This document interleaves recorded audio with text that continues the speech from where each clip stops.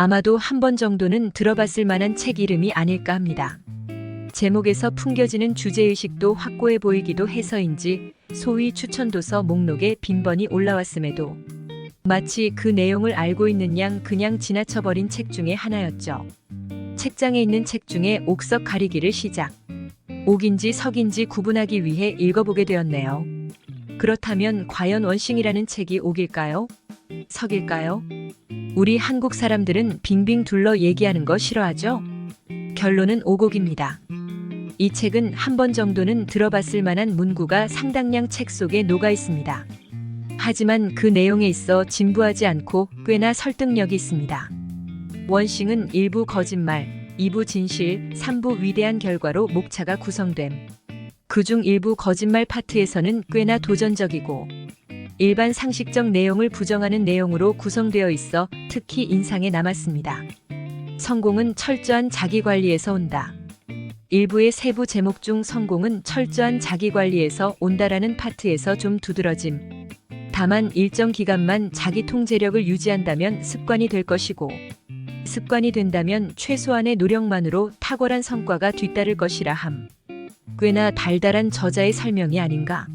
저자는 새로운 행동이 습관이 되는 데에는 66일 정도의 기간이 필요할 뿐이라고 말함.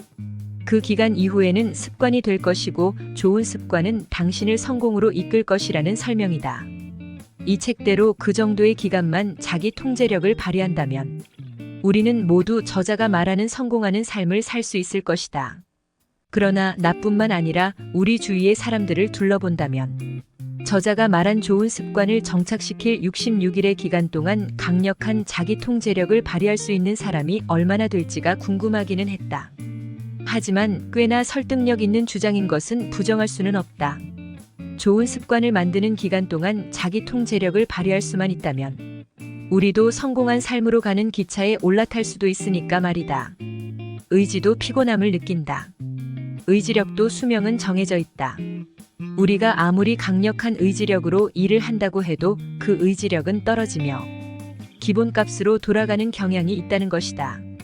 이런 의지력의 강도를 이해한다면 의지력이 높을 때 가장 중요한 일을 우선적으로 처리해야 한다. 다시 말해 중요한 일은 하루 중 가장 의지력이 충만한 시간에 하라는 저자의 설명에는 적극 공감했다. 우리가 시간의 단위를 하루라고 본다면 우리의 에너지 레벨과 의지력이 가장 높은 시간대는 사람마다 다를 것이다. 일반적으로 아침에 기상을 하는 사람이라면 아침이나 오전 시간대의 의지력이 높을 것이고 야간 시간대에 일을 수행하는 시간 패턴의 사람이라면 야간이나 새벽 시간대의 의지력이 높은 시간대일 것이다. 이러한 자신의 의지력이 가장 높은 시간대에 자신이 해야 할 가장 중요한 것을 한다면 최고의 성과를 얻을 것이다. 저자의 설명 중 의지력도 배터리처럼 시간이 지나면 양이 줄어든다는 저자의 설명은 굉장히 설득력 있다. 자기 개발서들 중 일부는 마치 초인적인 의지력을 요구하는 내용의 글들을 읽을 때면 굉장히 괴리감을 느꼈었는데 이 책의 저자는 그런 부분에 있어서는 굉장히 설득력이 있었다. 일과 삶의 균형이 필요하다. 저자는 균형 잡힌 삶이란 거짓말이다 라고 다소 극단적인 표현을 한다.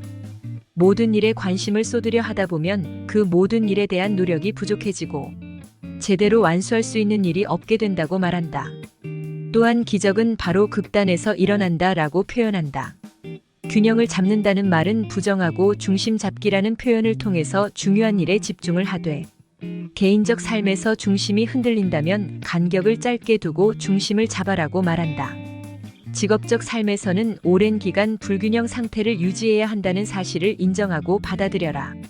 다만 개인적 삶에서는 버리고 가는 것이 없어야 한다고 말한다.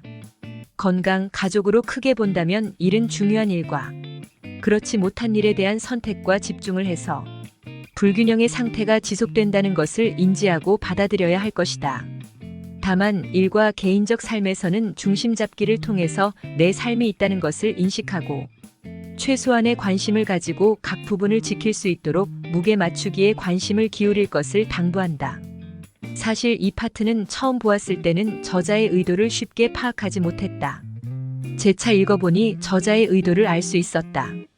일에 있어서만큼은 중요한 일과 그렇지 못한 일을 구분하여 불균형의 상태가 지속되더라도 핵심적으로 중요한 일에 에너지를 쏟아라. 다만 개인적 삶에서 자신의 건강, 가족, 인간관계에 있어서만큼은 균형 잡기를 위해 지속적인 관심과 에너지를 분배해야 한다는 것이 저자가 말한 중심 잡기란 것이다. 원싱이라는 제목에 맞는 내용이기도 하지만 중심 잡기라는 표현을 통해 개인적 삶의 중요성을 인식할 것을 당부하는 내용이기도 한 것 같다. 직업적 성공 이전에 희생시켜서는 안 될 개인적 삶도 최소한 돌볼 것을 당부하는 저자의 설명이 굉장히 자상하게 다가온 부분이기도 했다. 위대함으로 가는 변화의 시작. 저자는 우리 마음속에 두 마리 늑대 사이에서 벌어지는 싸움이 있다고 한다. 불안과 걱정, 불확실성, 머뭇거림, 주저함을 가지고 다니는 두려움이라는 늑대와 차분함과 확신, 자신감, 열정, 단호함, 행동을 가지고 다니는 늑대의 싸움. 이 두 늑대의 싸움에서 이기는 늑대는 자신이 먹이를 주는 늑대이다. 자신의 목적 의식과 우선순위를 믿을 때 우리는 그 어떤 망설임과 불안을 이겨낼 수 있다. 모든 성공은 당신의 내면에 있다. 무슨 일을 해야 할지, 어떻게 해야 할지 당신 자신이 바로 수많은 도미노의 시작점이다. 자기 개발서 중 단연코 무게감이 있는 책임에는 틀림없다. 자신에게 물어보라. 내가 목적 의식으로 충만해 있고 책임감을 가질 수 있는 일이 무엇인지를. 그런 자신의 물음에 답할 수 있는 일은 찾는다면 이제 시작하라. 작지만 내 앞에 버티고 있는 첫 번째 도미노 조각을 밀어버려라.